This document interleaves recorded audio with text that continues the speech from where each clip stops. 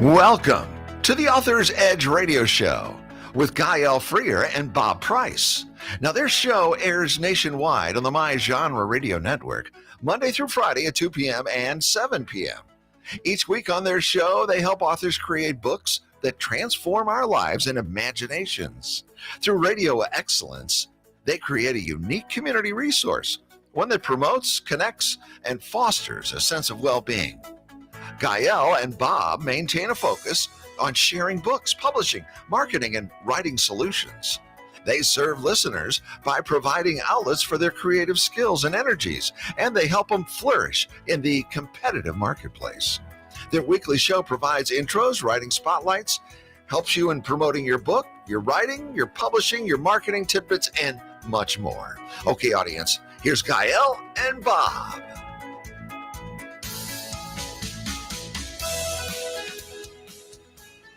Hi, Bob. Hi, Gael. Have you been out fostering that sense of well-being? Oh, I always foster something. Oh, yeah. Yeah. Oh. I turn the pot. I foster something. I Well, turn up everything. Good. So, did you ever send me those emails? When are you going to send me those emails? I guess this is next week, isn't it? Oh my goodness gracious! You will not. You're as bad as my husband with that technology bit. You don't answer your emails. You don't answer your phone. I'm telling you. What is it with you old guys? We're lovable. Oh, lovable. Today, we have with us Mary Lane Camberg, and she is from Kansas City. And she is a professional writer in Kansas City. She is the author of the I Don't Know How to Cook, which sounds like the perfect book for you. Well, that's And- Olathe. and has published more than 30 nonfiction books for middle school and high school libraries, 3 books for middle grade writers. Her essays have appeared in 3 Chicken Soup for the Soul books. She's also writes poetry and short fiction. She's a former swim team coach and loves the Chinese martial art of Tai Chi. She has written on an elephant, swum with dolphins, and been kissed by a camel. Welcome, Mary Lane. Thank you for having me. Oh, you are so welcome. Listen, I want to know more about being kissed by a camel. Okay, I'll tell you. It was really more of a really big lick. There was an exotic animal display in the parking lot of a grocery store, and I was, kind of right up there at the fence, and I was not even looking his way, and he came down and kissed me, and it was pretty freaky. Oh, he must have been charmed by you. I know. I was, people love me. That's nice. An animal, Wow. They're kind of known for spitting. I think No, that's the spit, deal.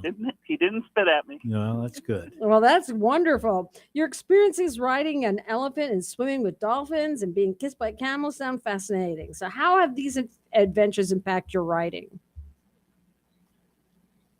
I think because I'm open to all kinds of cool stuff, and everything is an idea for writing. So it's kind of the curiosity part Mm-hmm. of writing. Mm-hmm. You also have a strong interest in Tai Chi. Tell us a little bit about Yes. Tai Chi? Tai Chi. Tai Yes, Chi. Tai Okay. Chi. Tell us about that. It's a Chinese martial art. I would describe it as kind of a cross between the hard hitting of karate and the flow of yoga. It's pretty slow. You do it. Yes, I think I know. slowly. Yeah.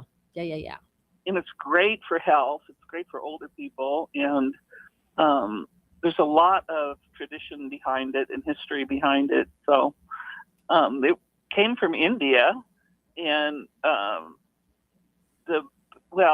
it's in China now. But when the Buddhist people came from India to China, and all the monks were in their monastery, they were sitting around getting fat. And so I don't know who it was. I probably should know the name. But anyway, some guy came and said, you guys need to exercise. And so he introduced me to there. And it's kind of spread through China and America now, everywhere.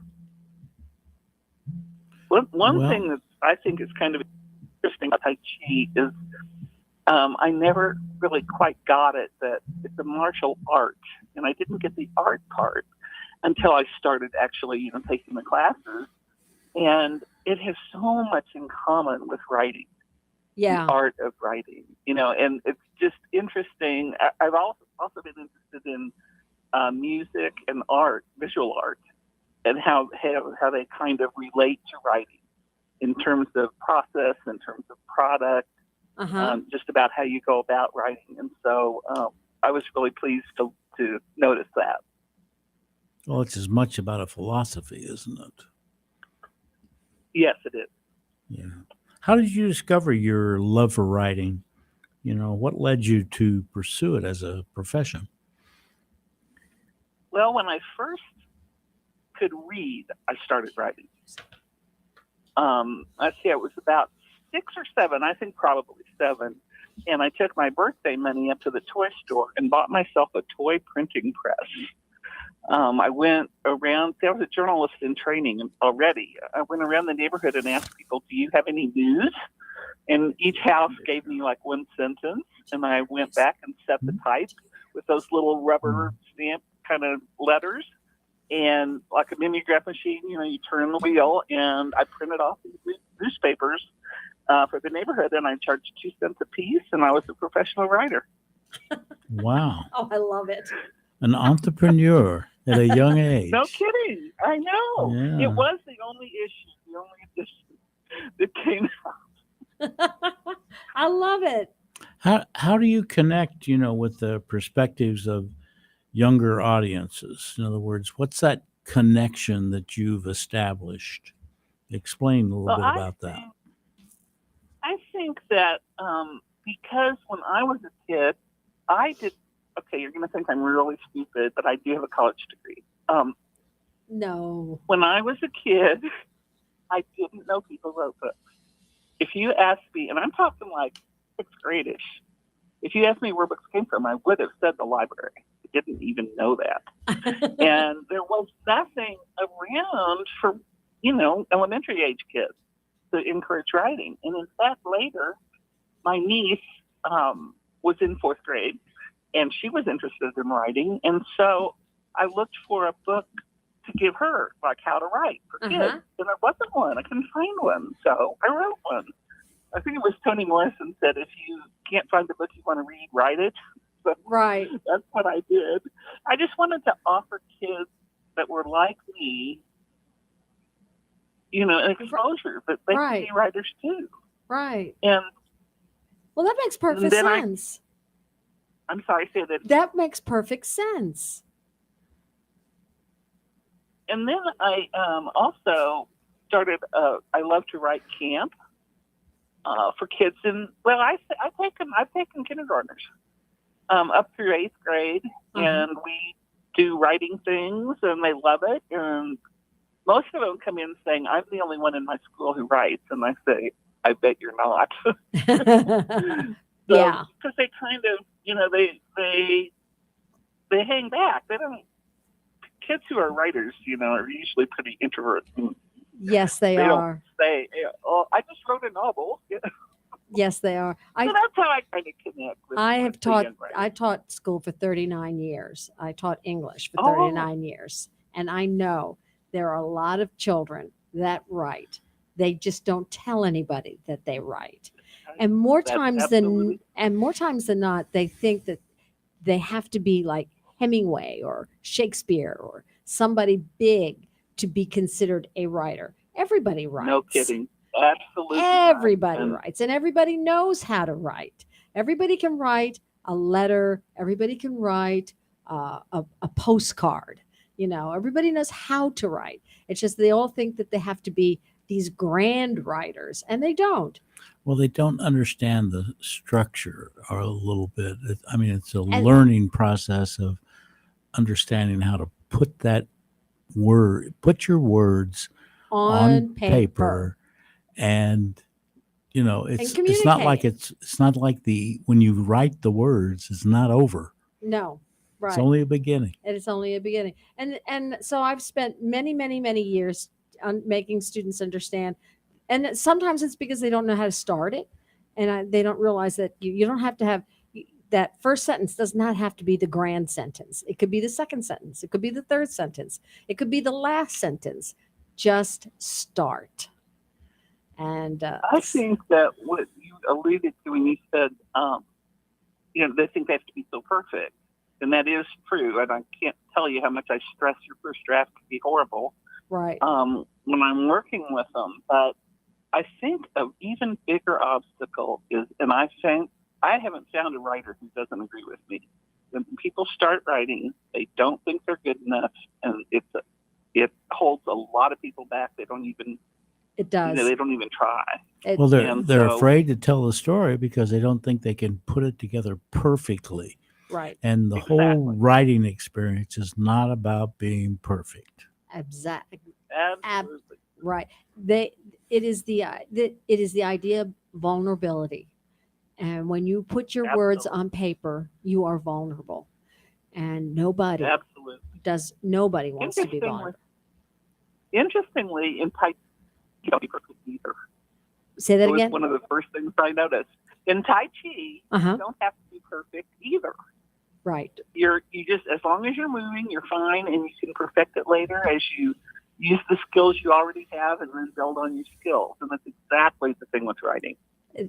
Yes, it is exactly the same thing with writing. You build on your skills. You've contributed to Chicken Soup and for the Soul books. And how do you select the stories that you want to share in these collections? I've lived a full and complete life, and I just draw from that.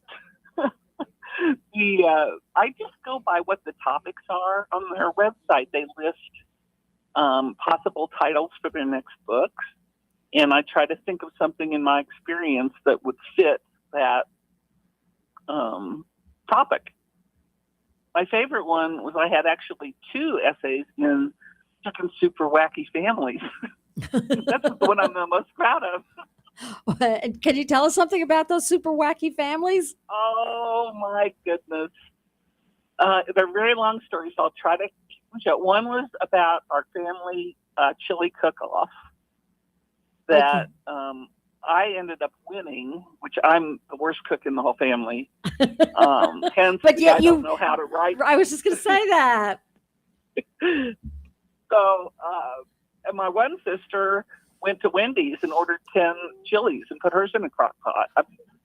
People were cheating. Smart woman. I don't know. Actually, that's pretty good chili. I know it is. What was it? Almost got it. Yeah, my mom used to do. We'd entertain or have people, and there would be an event or something. And she'd run out and order everything from the grocery store and put it in her own dishes, and everybody pull it out of the oven or whatever it was, and everybody, what a great dish! Where'd you find that recipe? Yeah, that's my kind of cooking right there. Yep. And you said there was another story that you had given to Chicken Soup of the Soul for the Wacky Families. Yes. And what was that on my bucket list is or was, it's now been achieved, I wanted to ride in a limousine with Kevin Costner. And because there's this movie where there's really sexy, hot scene with Kevin Costner and an actress in the backseat of a limo. So I put it on my bucket list because it was really cool, and I love Kevin Costner. Uh-huh. Well, it came to pass, not very recently, really, that Kevin Costner's band was going to play here in Kansas City. He's got a band. Nobody knew that. Yeah, I didn't know that. Yeah, he does. Yeah. I didn't know. Kevin Costner has a band? Yeah. It's called the Kevin Costner Band? No. No. Probably Kevin Costner and the somethings. I just don't know. Yeah, I can't remember what the name of that is. Oh, my. In fact, my sister told me, he was coming.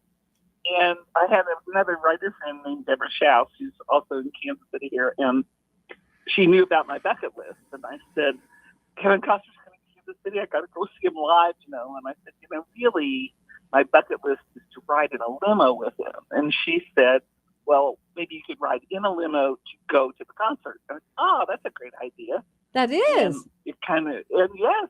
And then my daughter called up a limo company without my knowing it, and ordered a limo, and surprised me, and we went in a limo. But she also, husband was a art school student, art institute, and he knew how to do this. And he went to the movie and pulled the clip of Kevin Costner in the back of the limo with his arm up on the back, like where there would be a person, like he'd have his arm around a person. Oh my goodness! They made a life-size banner where I could sit and look at him, and then they took my picture. Oh my goodness! Almost. I feel like I achieved my bucket list item. I think you did. I am all for it. I think you absolutely did. The name of the band is Kevin Costner and Modern West. Kevin Costner and Modern West is the name of Kevin Costner's band. I had no idea he had a band. Yep. That is just too cool. There's one more kind of funny thing at the event. We were sitting close to where the sound man was doing all those, levers and buttons and stuff. And I had trouble when Kevin was talking. I had trouble hearing what he was saying. And so my daughter went up to the guy and said, "Can you turn up the vocal on Kevin Costner's mic?" And he said, "If I do that, people will know Kevin Costner can't sing." Oh my goodness! But he looks good. He looks good. He looks good. That's all that counts. He looks good. Absolutely. Especially in a cowboy hat, huh? Oh my goodness. Does he ever? Yeah, it doesn't matter if he can sing. As long as he looks good. Who cares? I don't think I've ever been told that. Oh. I have. Well, listen, we don't want to know all the stories. Right.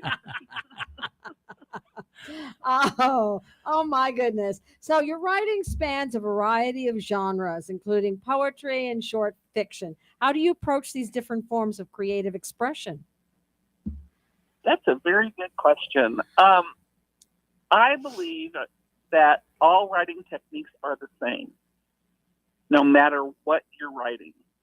In fact, I know a person who wrote a computer manual, and then when she came back to her novel, she said, I was a better writer. So even though it's different genres, it's still the same writing techniques. And different genres are going to emphasize, for example, poetry is going to emphasize imagery. Right. More than nonfiction would. But you still can use it in other genres. So that's how I just kind of feel like I'm just trying whatever's out there. Right. Okay. All right. Well, we're going to go to a radio identifier now. You're listening to The Author's Edge with Gael Freer and Bob Price, coming to you weekly on Saturdays at 10 a.m. on KWRH 92.9 and KXOK 102.9 FM, and Monday to Friday, 2 p.m. and 7 p.m. nationwide on the My Genre Radio Network. You can also view our latest videos of past shows at authors-edge.com online and download valuable information on marketing and publishing. And Bob, do you have marketing tidbits? Did you do your homework like I told you? I was afraid not to because I was going to bring that ruler in and smack your little fingers. Yes. Okay. But I found this book written by Roger Oak called The Creative Contrarian, 20 Wise Fool Strategies to Boost Creativity and Curb Groupthink. What's groupthink? For me, it's a masterpiece. It's like thinking like everybody else. Well, you can't do this, or, you get caught up in what other people's thinking. Okay. And if the author asks a question, how do wise fools look at things? And here's 10 thoughts from the book. See the benefits of looking at something backwards. Reverse engineer it. Oh. Seek out the ambiguity in a problem. Okay. Look for alternative right answers. As opposed to left answers? Well, left, yes, and center questions. Oh, yes. okay. My heavens. courageously stick your neck out, and that's like taking a risk. There's nothing wrong with that. Remove self-imposed limitations. That's always an author's biggest hang up, about limitations you have within your own mind. Mm-hmm. Break the rules. Number 7, drop what's obsolete. Revisit an old idea that was discarded. Number 9, shed your illusions. Number 10, ask what if, why, and why not. They're great questions, and it's easier to come up with answers for you. Mm-hmm. On our next show, I will share another 10 thoughts. Okay. All right. Another 10 quotes for another show. So, Mary Lane. if you can read, you can cook. What's that about? That's correct. It's true. When I had the idea for the I Don't Know How to Cook book, I wanted it to be for people like me who really don't, kind of get it. And so when I did that book, I made sure I didn't use culinary terms. For example, instead of saying fold the ingredients, I'd say stir them from the bottom to the top. And so it's just like plain English, do this and you can make something. Yeah, how do you fold eggs? Yeah. Oh, I get that. Yeah. I absolutely get that. Wasn't there a sitcom somewhere where somebody was talking about folding something into something, and what she actually was doing was trying to fold them like you would fold an envelope. It was hilarious. It was absolutely hilarious. The way she was trying to fold. Was that a Lucy show? No, it wasn't. It was more like a show, a more modern show. But the recipe called for folding some, like folding it was a mixture she was supposed to fold, and she couldn't figure out what the concept folding was, and she was folding it like you would fold an envelope or a piece of paper. It was so funny. She didn't fold it very well. I guess she had to be there. Yes. But yes, I understand that only too well. When did you start writing? When? Yeah. As soon as I could read. And when I had my first, age 6, 7. Okay. I had my first poem published when I was 9 in a national Sunday school newspaper. Oh, wow. And got paid. I got paid $1. And people today say, where did you find someone to give you $1 for a poem? So, I was way ahead of the game. I was way ahead. Think about inflation. That could be $1,000 right now. Yeah. Really? Yeah. Absolutely. Could you tell us about your... Sorry.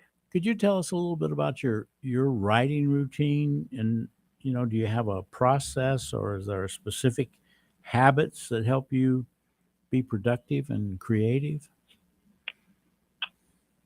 Well, since I write nonfiction, I start with research, and that's really fun to me. And I'll find something usually on the internet, but sometimes books and stuff like that. And each idea gives me another idea, and then I just kind of let that simmer in my brain for a while. And I do start with outlines. I didn't used to. I used to hate them. But when I started writing the books for school libraries, they required me to do outlines. And I didn't like it, but I did it. And now I find it's very helpful to have an outline. And then I just write.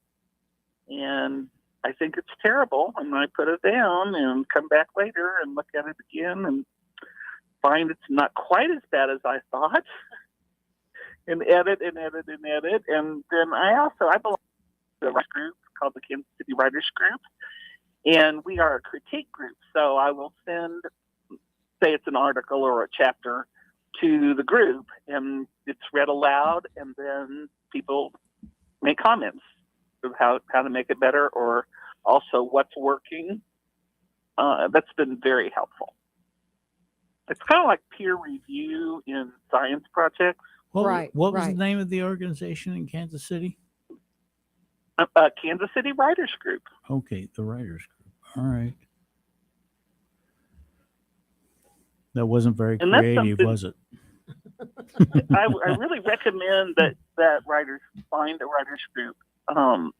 It's just wonderful and so helpful, and I just love to hang out with other writers. We have so much in common, even though we're so different.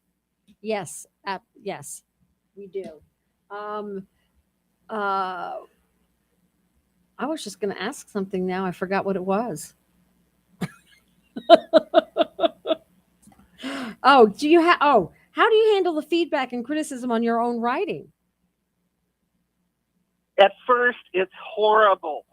Isn't it, though? You know, when it goes back to that yes. vulnerability key. Oh, yes. And, you know, every comment, I was just sitting there, just cringing, to all the things I did wrong and all that.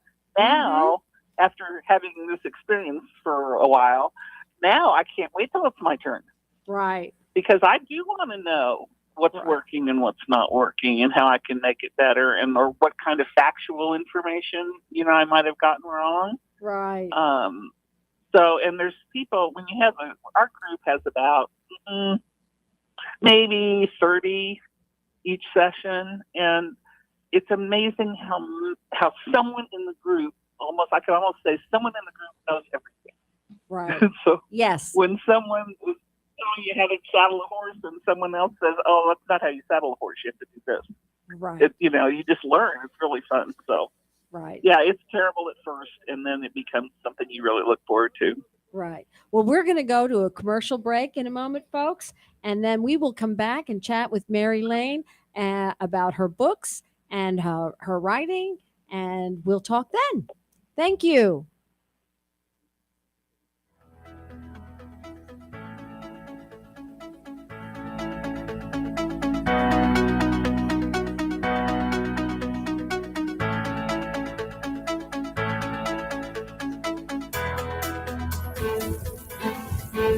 This is Arnold Stricker of St. Louis in Tune on behalf of the Dred Scott Heritage Foundation. In 1857, the Dred Scott decision was a major legal event and catalyst that contributed to the Civil War. The decision declared that Dred Scott could not be free because he was not a citizen. The 14th Amendment, also called the Dred Scott Amendment, granted citizenship to all born or naturalized here in our country and was intended to overturn the U.S. Supreme Court decision on July 9, 1868.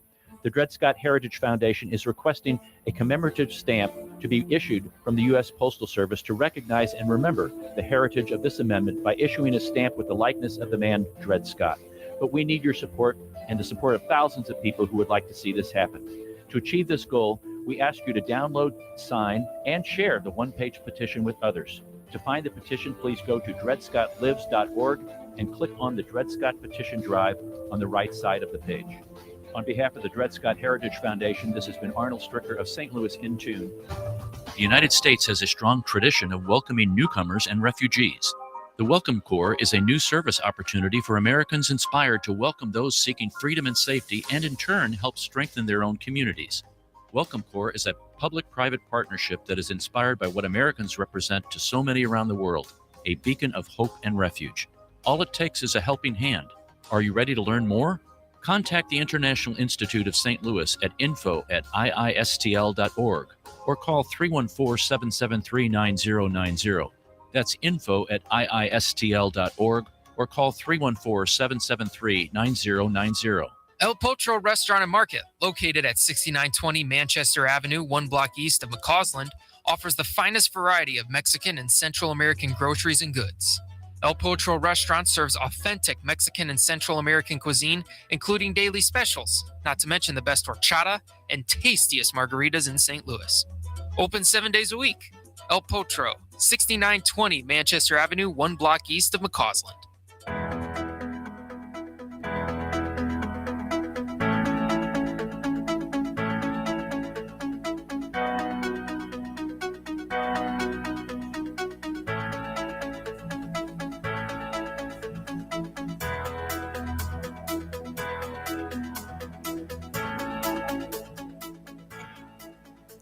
Did you shut the band down there?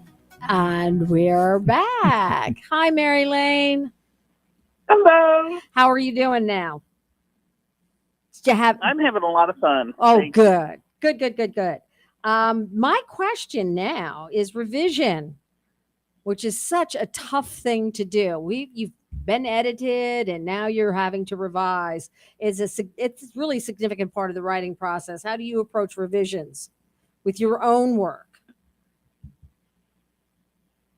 That's another good question. I start one of the things when I'm writing in for the young readers, for the teenage readers. Right, and that's difficult to do. I have to be very conscious of reading level, and I Right. don't try to dumb it down, but I try to make it easy.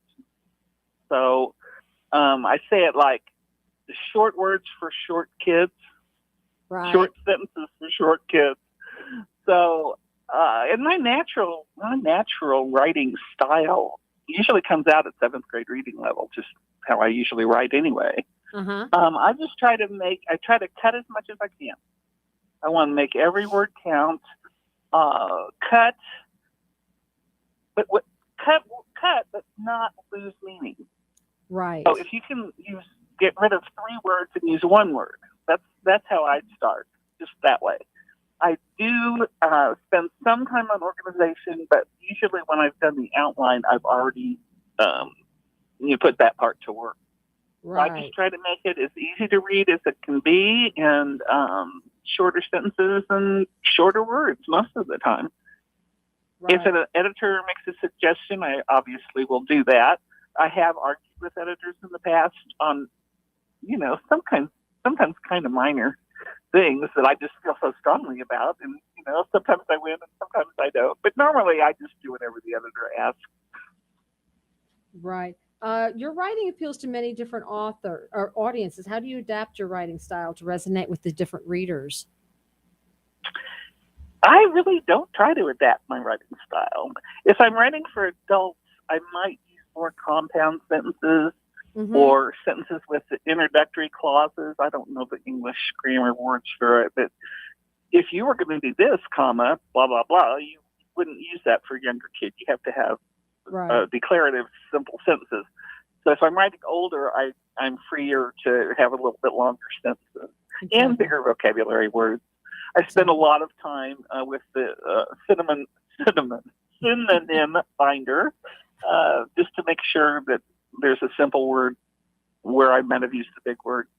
Right. The thesaurus. Thesaurus. Oh. Thesaurus. Do you have any favorite writing techniques or strategies that you'd like to share with aspiring writers? Kind of techniques that you use? I try to use sensory images as much as possible, no matter what I'm writing. And that I thought sensory image just was like sound, but it includes touch and hearing and speak, whatever they are. Smell, taste, touch, hearing, and sight. There we go. There you go. And try to, we want to get those in there every chance we get, because that's how humans experience the world. Right. And if you want to relate to your reader, a reader knows what strawberries smell like. And they will, when you say, I could smell strawberries, the reader also knows what that is and helps you connect to the reader. I also like to use comparisons, similes, and metaphors to relate maybe an unfamiliar term or unfamiliar idea to something that the reader can relate to. Are there any authors or books that have particularly inspired your own writing? Oh, yes. Natalie Goldberg's Writing Down the Bones. That's a must-read for any writer. There is a book by Ted Kuser, the Poetry Handbook, something like that. I can't remember the exact title. And that's a fabulous book also, those two. What was it? Probably What was the most influence? the poetry Oh, I book? remember now. The Poetry Home Repair Manual by Ted Poetry Tudor. Home Repair Manual. Yes. And the other one was Natalie Goldberg, Yes. Writing Down the Bones. Writing Down the Bones. Okay. Well, those are two good references. They really are. They're really must read. Good. When so after you're also an editor as well, and you're also a general speaker. You also speak a lot about writing. Am I correct? Yes. And when you approach editing other people's works, how do you maintain the writer's voice? That is an important thing I deal with. Yeah, because Very important. I taught for 39 years, and one of the things that I had to help edit students' papers, and that was one of the hardest things to do, is to help maintain that. Because you don't want to lose their voice. No, absolutely not. And I often worried about that. And I was at a writers' conference, and there was an editor that was a speaker, and I went up to her after and asked that very question. And she said, as long as you can justify the change with like a grammar rule, as opposed to that you would just like to use a different word. Right. And that's how I approach it now. I want to have any correction I make, or basically I make suggestions. Any suggestion I make, I want to make sure it's grounded in grammar and not my style of writing. And that works pretty well. Okay.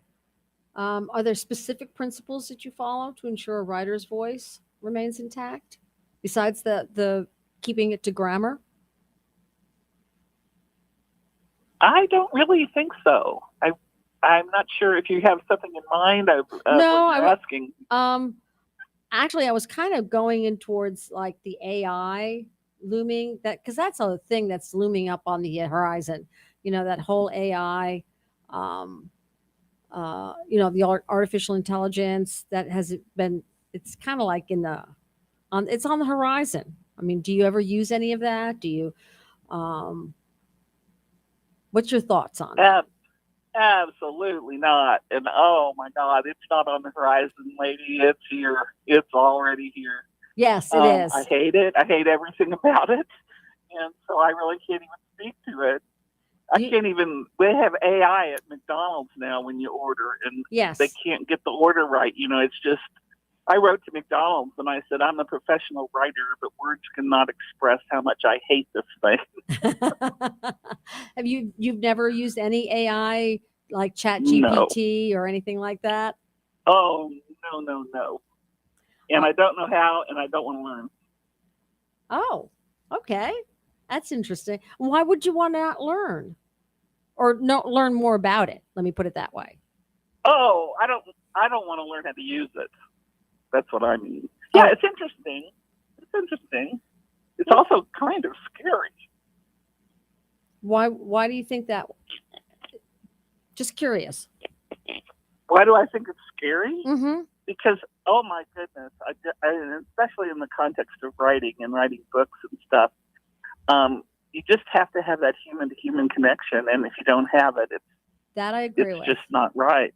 You do have to have that human-to-human contact. Of course, the other thing is that once you upload what you're writing, the internet has it. And I mean, that's really what it amounts to is that once you upload it into Chat GPT, they have it and use it. Mm-hmm. That's true. And yeah, so, you don't own it. You don't own it anymore. It's not yours. Yeah, it's really not. Yeah. But I'm sure you've had some challenging editing situations in your career. Can you share something that was particularly challenging for you? I did I called it ghostwriting, but I was basically the editor for a Hydro Review magazine, which was not a journal, but it was a magazine for people in the hydroelectric industry. And when I was in school, I didn't like science and I hated science. And so I was writing about science a lot. And that was really, really challenging. But I did the same thing I do when I interview people, about other topics. I would just say, can you explain that in a way that someone who doesn't understand the science could understand it? And the person that I was interviewing, would try to do that. And as long as I could understand it, I could explain it. But that was the most challenging because my background didn't have much science in it. Oh, I can truly relate to that. That science and math. Oh, yes. Yikes. Both of those I were was always good at challenging. math. I was good at math in high school. And then I went to college and I went, oh my gosh, what's happening? Oh, I wasn't. And thank God. No, I wasn't good at math and science in either high school or college, but I excelled in. You didn't like handling those frogs, huh? Oh, I didn't care about the no. frogs. The frogs were Oh, fine. none of It was the. That was a bad date. Oh no, I kissed my prince. Oh. All right. You are listening to The Author's Edge with Gael Freer and Bob Price, coming to you weekly on Saturdays at 10 a.m. on KWRH 92.9 and KXOK 102.9 FM, and Monday to Friday, 2 p.m. and 7 p.m. nationwide on the My Genre Radio Network. You can also view our latest videos of past shows at authorsedge.com online and download valuable information on marketing and publishing. Speaking of publishing and writing, Oh, you've got some tips. I have 6 more ways in which to write a narrative story. We have what I've talked about, the fairy tales and folk tales, which we determined that's what your life story is. And we also have tall tales, which is exaggerated and humorous tales. We have multiple perspectives, which is stories told from different viewpoints, sort of like Gone Girl by Gillian Flynn. Or we have interactive or game-based stories, which are stories that are told where the audience gets to participate in the story's progression, making choices that affect the outcome. Kind of like common video games or interactive fiction. We have flash fiction, which are extremely brief stories, usually consisting of only a few hundred words. Mythological, drawing from myths and legends, and historical fiction.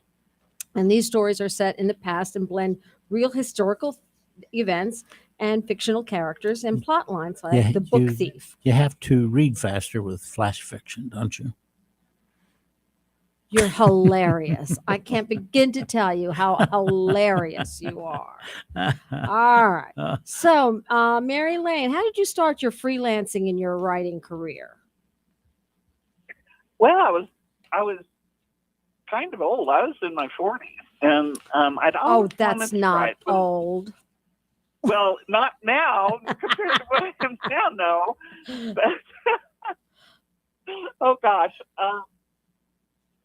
Anyway, when I graduated with a BA in journalism, but I went the advertising emphasis. And I loved it in college, but when I went and worked in advertising, I hated it. And so I had the journalism background, and I really just wanted to write. And so I took a community college continuing education class called How to Write and Sell a Magazine Article. And I wrote one for the class, and I sold it. So that was like, oh my goodness, I can do this. It was just like, oh my gosh. So then I had a bunco group here in my neighborhood, and there were like 12 women, and 3 of their children had been held back in kindergarten. And I thought, wow, that's a pretty high percentage. And I went down to the school and talked to the kindergarten teachers, and they explained, more about childhood development, and they couldn't hold scissors and fine motor skills or things like that, and the reasons why they were holding people back. And the editor of a local paper was at a gymnastics meet that I was sitting in the bleachers with him, and I said, told about the bunco kids, and he said, I'd like an article about that. And I go, okay.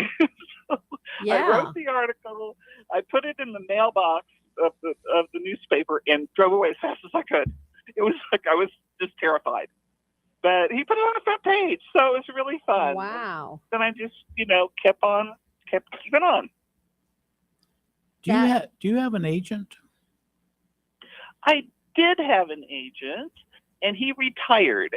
He still represents me. I still have I don't know how the cookbook is still in print, and I still am earning royalties. So he still, takes care of that part of it. But I'm looking for a new agent now. So how are you going about that? The best way I have found, and among writers that I know, is to meet agents at writers' conferences. When you're deciding what writers' conference to go to, and you're looking for an agent, make sure that the agents that they will have there will be representing the kind of work that you want to write or that you have written. So that's important too. But you want to meet these people in person and have them meet you. It's the very, very best way. People can send, cold calling kind of email or cold calling query letters to an agent, but having that personal introduction and having you meet, it's sort of like speed dating. You meet for like 5 to 8 minutes. Right. And you say, this is me, this is what I've written, this is what I'm trying to sell. It's a book about this and that. And the agent will either say, sounds great, it's not for me, or please send it to me. And that's what you're going for. You want them to say, please send it to me. And then you send it to them, and then hopefully they come back with a contract. So that's what's happening most of the time. Another way to get an agent is a referral from another writer. Right. Someone that you know or someone that you know knows, like that. When I first was going to writers' conferences, I was a pretty newbie writer. Someone asked the speaker, I think it was an agent actually, someone asked, how do I get an agent?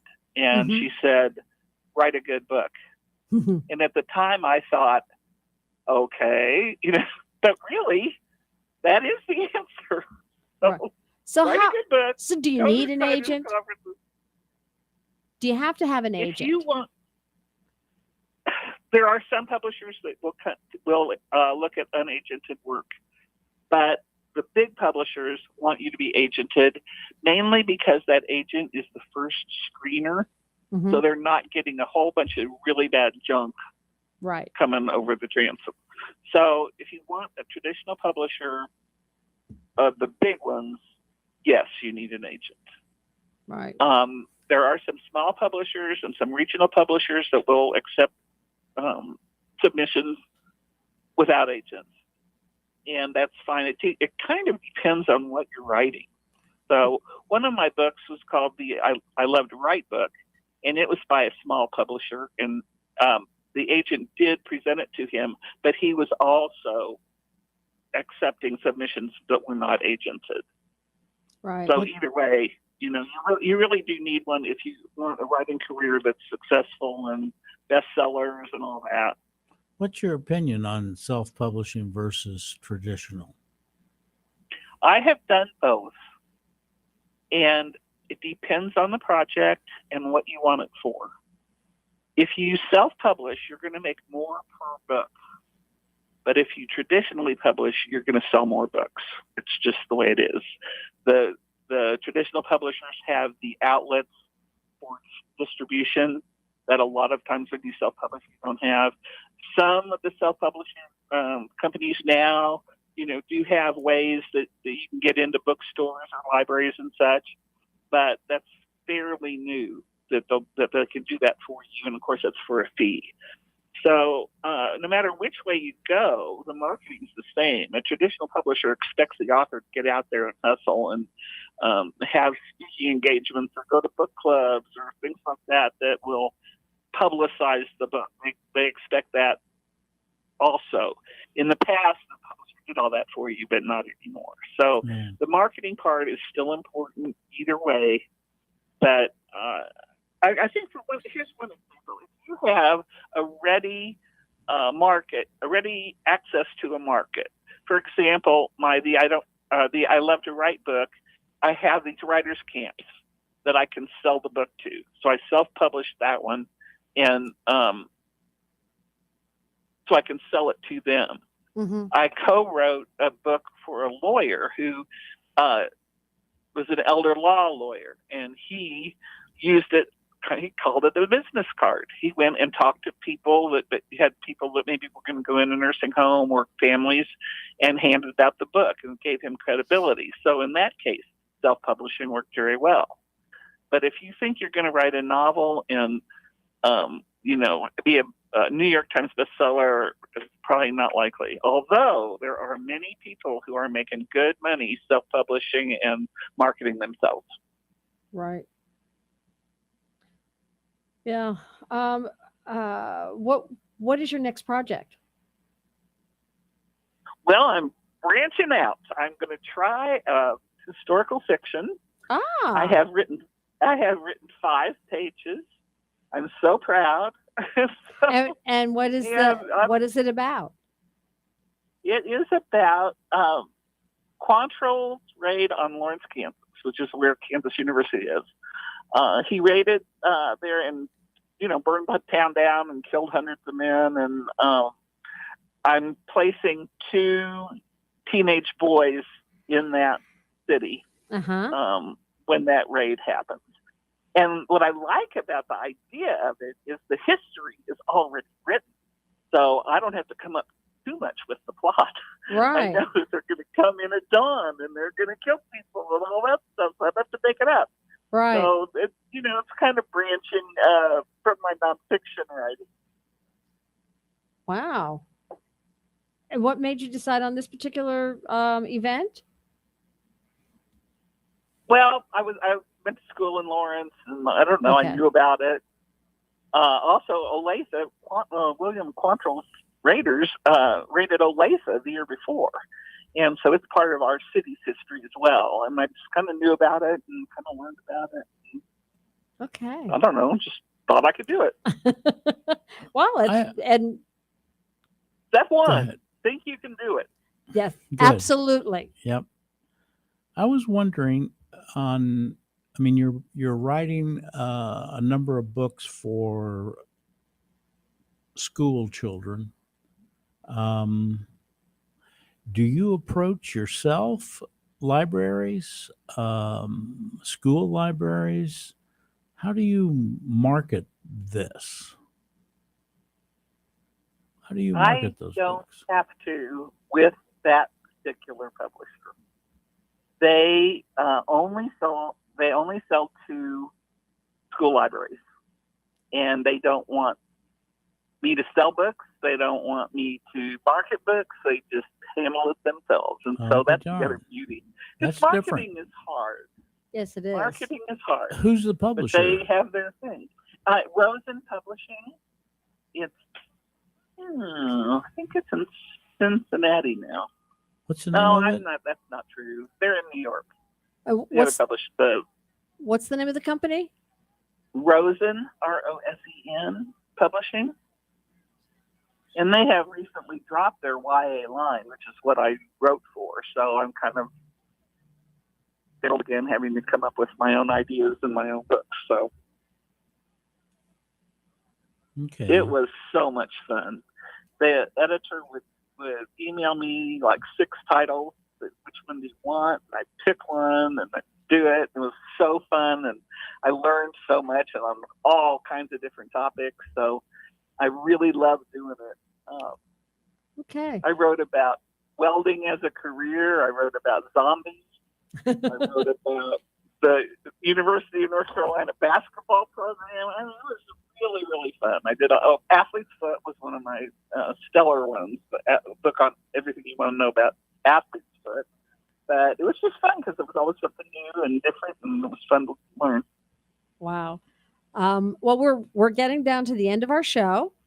And so I wanted the last thing I would like to ask you is what's your best advice for aspiring writers?